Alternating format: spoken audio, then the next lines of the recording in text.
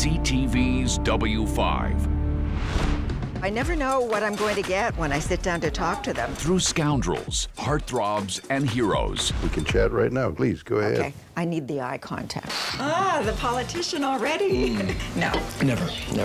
George, where do you find the strength? I'm sad. I cry every day. We celebrate a driving force in Canadian news for half a century. All these years later, how are you doing? Excellent. It gets the laughs. Yeah. So here's the 50. Thank you on behalf of all Canadians. Here is Avery Haynes. Welcome to a special edition of W5. We are honoring the career of one of our colleagues, Sandie Rinaldo. Sandie has achieved an incredible milestone, 50 years at CTV. Tonight, we take a look back at some of her favorite and, more controversially, her least favorite interviews over the last 5 decades.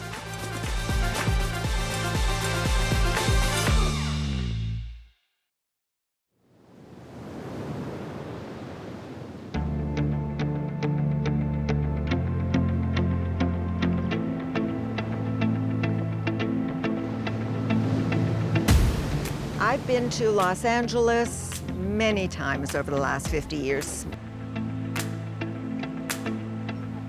Everyone has seen the Hollywood sign. And it certainly represents the extravagance of Hollywood, what California has to offer in terms of the actors, the talent. Go ahead. Make my day. What's most fascinating about interviewing actors when they don't have a script in front of them is those who can articulate and speak so eloquently about the business, about themselves. Any regrets about the fact that you were away so much of the time that Kyle was growing up? Oh, yeah, absolutely. You do miss out a lot, but when you see the brass ring sort of coming your way, you figure, gee, I better do this. Honey, you put up a very good fight, but you have no idea who you're dealing with. You and Samantha Jones sometimes are confused, one for the other. I have no problem. I never confuse her with me. No? This is one role that I played for a very long time, and I enjoyed playing it. But as soon as they said cut, Right. I was no longer Samantha Jones. And so I never know what I'm going to get when I sit down to talk to them. It's always full of surprises. Is there a question that you keep getting asked that you hate when an interviewer puts it to you? Well, you've just asked one. Thank you. I take that as a compliment. No. By your own admission, you described yourself as troublesome, a brat. Is that true? I wasn't the easiest kid to raise. I was very opinionated and very stubborn. Damn it, I am telling you the truth.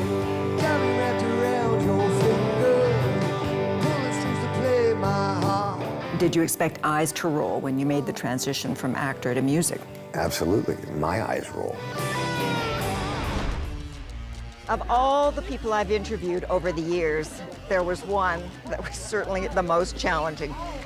Back in 1994, I was asked by the VP of Entertainment at CTV to interview William Shatner, who I was assured he would want to talk about himself. Well, little did I know he was totally disinterested in talking about himself, at which point I said, all right, let's talk about you, a Canadian expat that we all take great pride in. Let's talk about what it was like to grow up in Montreal. He quickly shut down the interview. He didn't want to talk about himself, ripped off his mic and stomped out. It was only later when I went back to CTV headquarters that Shatner had shown up at the network and said to the VP of Entertainment, I think I upset your little girl. All these years later, he's the one I wanted to revisit for this special. Okay. We are rolling. Where are you cutting? Like this. Perfect. Thank you. Well, what kind of a grandfather are you? I mean, Worshipful. You dote on your granddaughters? Dote. Yeah. Where do you think dote came from? I don't know. You tell me. I know, but I can't stand it. I don't know where dote came from. Is it they've got you wrapped around their little fingers? No. They don't have me wrapped around. No, sir, not me. What about your daughters? You have me wrapped around. Look at this. I'm Already? already. We just met. I know, but that's how easy it is to dote me. Where did the word dote come from? You ready? Yes. Do you want one of us to look it up so you and I can chat? Oh, we can chat right now. Please, go ahead. Okay. I need the eye contact. You want me to take my contacts out? What, you're a stand-up comic in addition to everything else? No, I'm a sit-down comic. Okay. It's going to be this type of interview, All I can right. tell. You are still a little bit cantankerous, huh? Cantankerous is a good word. How would you describe yourself? Amenable. Okay. Back in the day, would No? you have been okay When with was that the day? description? What's the day? When The people say day- what back in the day, Back in what the do they days mean? You know, this interview, Yes. I'm trying to follow is the going bouncing further ball. afield, right? I mean, It's not what you expected at all. which is fine. Yes. I love going with Oh, it. good. You know, if you want to banter back and I'm forth. not with me. bantering. What are you doing?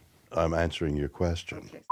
You know, there are people who didn't like you, haven't liked you along the way. Do you think so? I can't imagine that nobody would not like me along the way. You like yourself. I think so.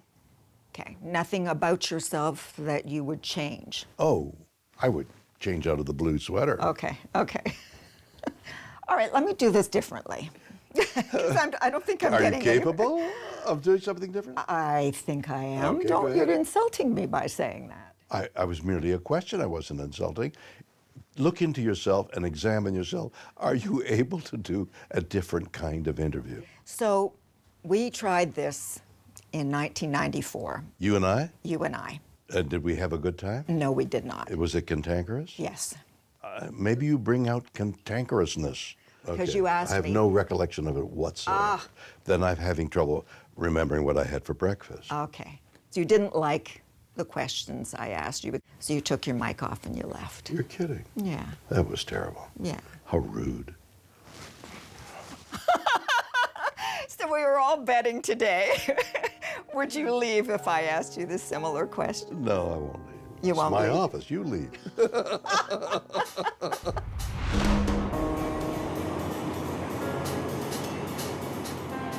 We've left Los Angeles, where I had a redo with an actor who was certainly my most challenging interview ever.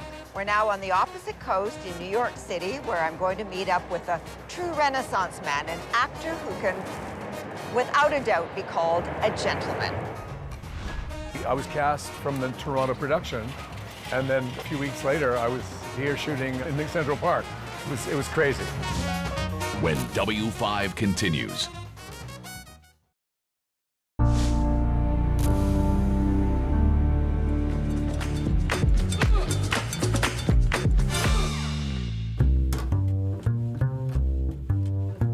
New York is the city where dreams come true, and as the song goes, if you can make it here, you can make it anywhere. Well, Canadian actor Victor Garber made it here big.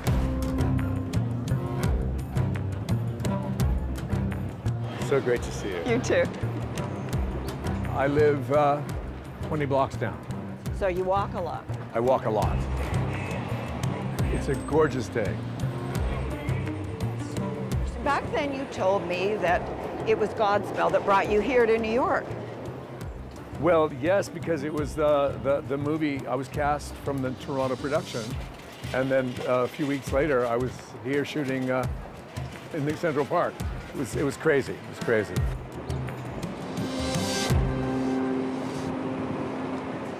So the reason we're here today Yes. is we decided we would revisit some of my most favorite interviews. Well, I'm flattered. So you are in the favorite side. One of your most favorite. I'm very, true. I am humbled by that. Thank you. True. The last time we sat down to talk, I said to you, you have such a recognizable face, but there are people who don't know who you are. If we were just to say, do you know who Victor Garber is? They said, Victor who? Gee, that's nice, Sandie. Thanks. Yeah, lovely. Did I insult you? No, no, actually, not really. Most people have no idea what my name is. And you said, I don't mind being anonymous. I'm embarrassed when people stop me on the street, and now it's more because I've been around for so long and I've done so many things.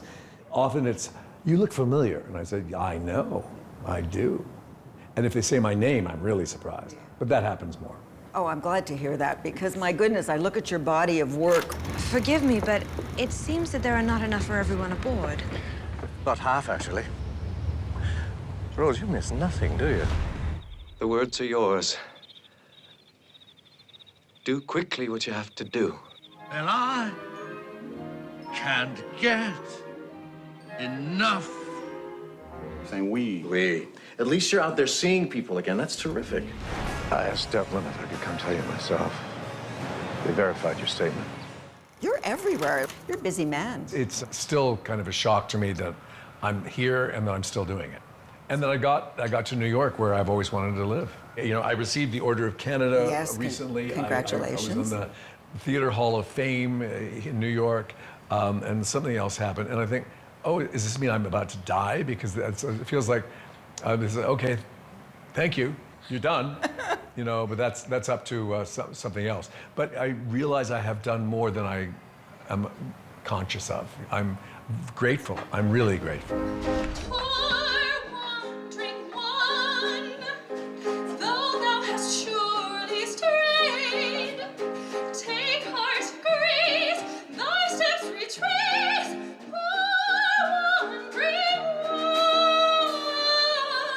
New York is home to musicians of every genre you can imagine, and over my 50 years in this business, I've interviewed musicians who are just as diverse.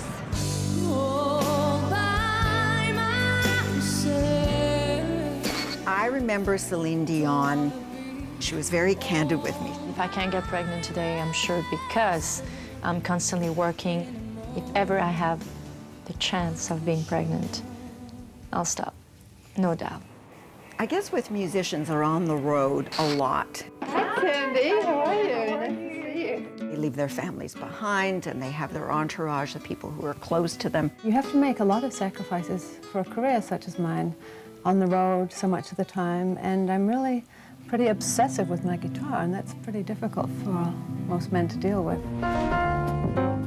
The itinerary itself that kept me on the road was detrimental to a marriage. Stop this game. Deal me out. You've always been a very private person. Very. The loss of your mother. You wrote about losing Adela to cancer. Why open yourself up to that? You are stronger than you think you are. Here I am today doing things that are, you know, that you wouldn't associate with someone that's supposedly shy, singing in front of a lot of people, but I do it because I love the music so much. Do you ever want to throw up before a performance? Oh, I have, dear, trust me. I've done that, been there, done that for sure. I never again will go down underground. Again, with Red Bull. There was only one Indian family there, and it wasn't mine.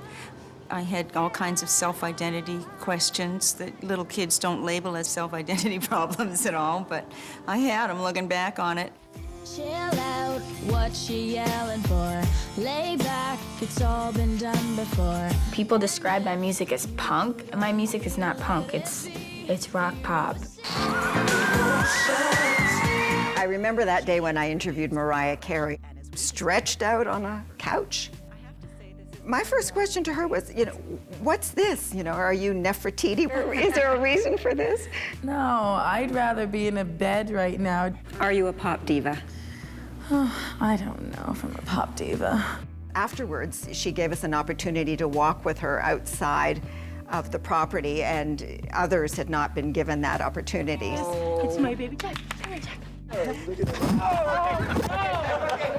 All my animals take on a little bit of my personality, so this is the inner side of me that can't come out all the time. Can't tell me it's not worth dying for. No tales of drug use. He won't even take an aspirin. Is that true?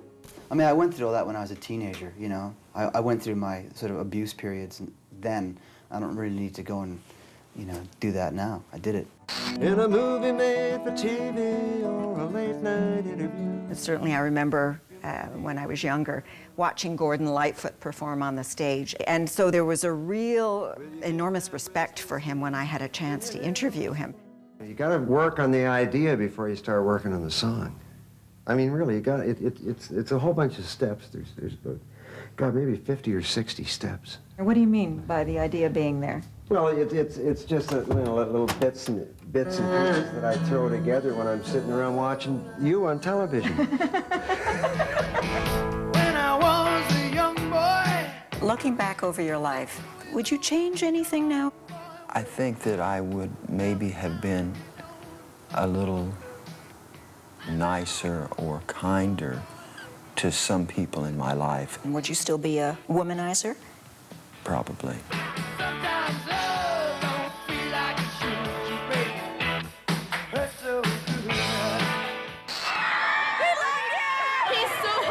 I don't know, I give teachers a hard time sometimes. Okay, all right, that's good. You're about to censor.